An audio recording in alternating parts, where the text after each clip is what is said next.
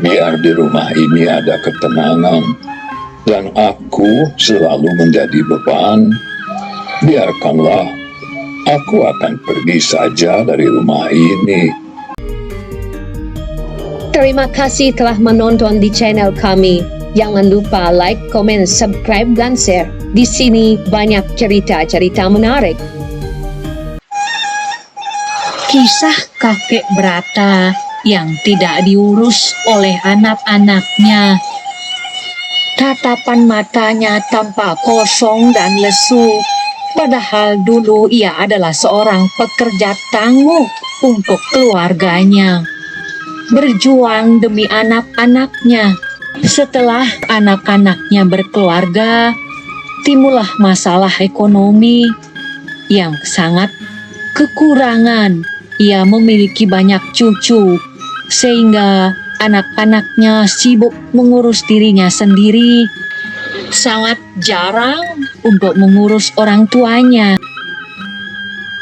Kakek Brata duduk termenung sambil mengingat-ingat kejayaan masa lalu yang pernah ia alami. Sampai menetes air matanya. Kenapa hal ini bisa terjadi ketika usianya sudah tak muda lagi, terasa hidupnya tak berguna.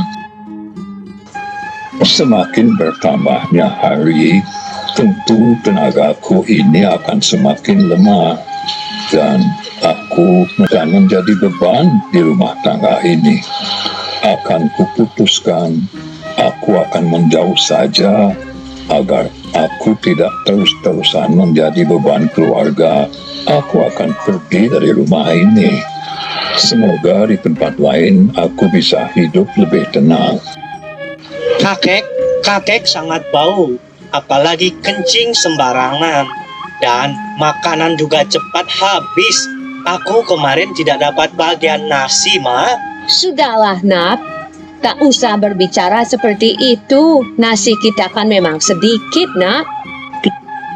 Hal-hal kecil seperti itu kerap terjadi di rumah kakek Brata. Kalau tidak masalah makanan, masalah tempat tidurlah. Semuanya bisa dipermasalahkan karena semua dalam keadaan kurang. Sedikit saja bisa tersinggung. Nanti biarkan saja kakekmu tidur di belakang rumah dekat kandang ayam itu, Nak. Biar tidak berbau kamarmu. Kan kakekmu sering kencing sembarangan. Aturlah di sana, Nak.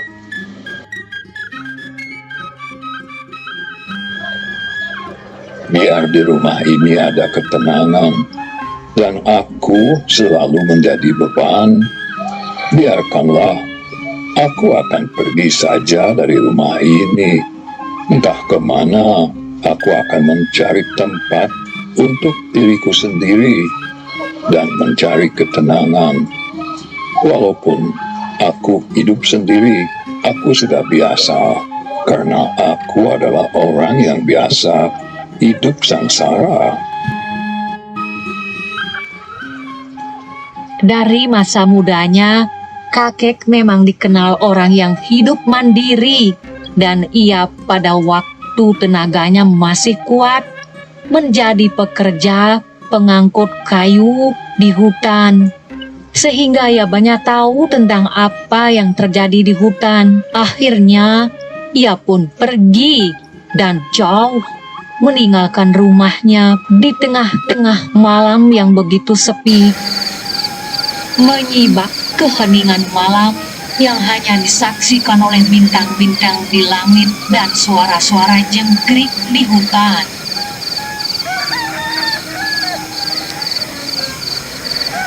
Malam ini sangat dingin. Aku akan berusaha mencari tempat berteduh biar badanku hangat dan jauh dari gangguan binatang buas. Karena di hutan ini sangat banyak sekali binatang-binatang pemangsa. Aku akan menuju juga di mana ada sumber air agar aku bisa hidup di tempat itu.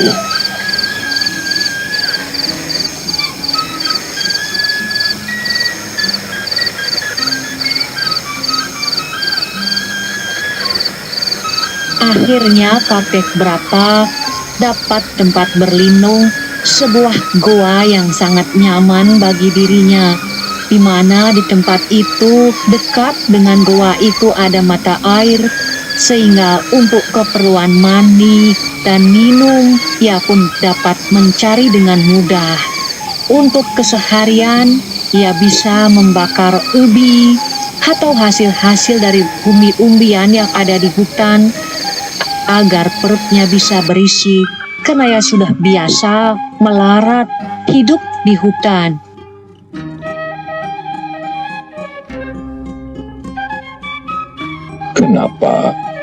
Kenapa firasatku hari ini kurang baik?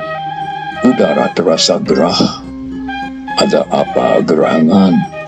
Oh Tuhan, lindungilah diriku agar aku selamat, Tuhan.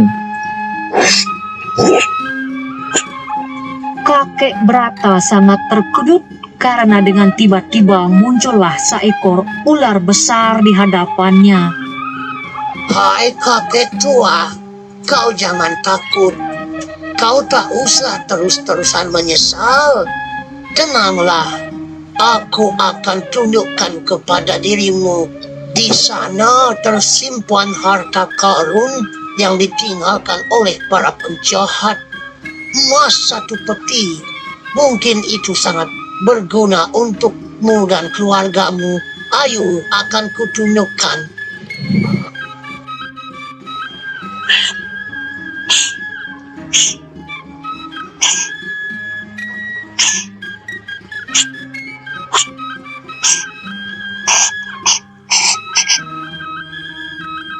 Harta karun emas yang ditunjukkan oleh ular itu, yang merupakan peninggalan para penjahat, mulai digali oleh kakek Brata.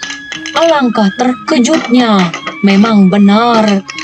Bongkahan peti yang terkunci, semuanya adalah emas di dalamnya. Sangat kaget sekali kakek Brata melihat emas yang ditinggal begitu saja. Kakek Brata sangat bersyukur karena sudah mendapatkan emas yang tak terduga. Rupanya ia bukanlah orang yang serakah. Ia mulai berpikir dan memutar otaknya agar emas ini berguna untuk orang banyak. Sedangkan dirinya sudah tua. Bagaimana caranya agar bisa mensejahterakan orang lain? Semoga aku bisa dihargai lagi dan emas ini berguna untuk anak cucuku dan juga orang lain di kampung. Diriku sudah tua, untuk apa emas ini? Adalah suatu kebanggaan bagi diriku kalau aku bisa memajukan orang lain. Dalam perjalanan pulang, Pak Brata sempat kebingungan karena melihat pemandangan-pemandangan sudah jauh berbeda dari ketika ia pergi meninggalkan kampung itu. Sawah telah banyak beralih fungsi, namun beberapa bangunan kuno masih ada. Orang-orang di kampung itu tidak mengenali dirinya, tetapi ia melintas begitu saja karena sudah lama meninggalkan kampungnya. Anakku, ini ayah datang, anakku. Anak-anaknya dan seisi rumah hampir kaget melihat kedatangan kakek Brata karena tidak dikenali, karena sudah banyak perubahan pada dirinya.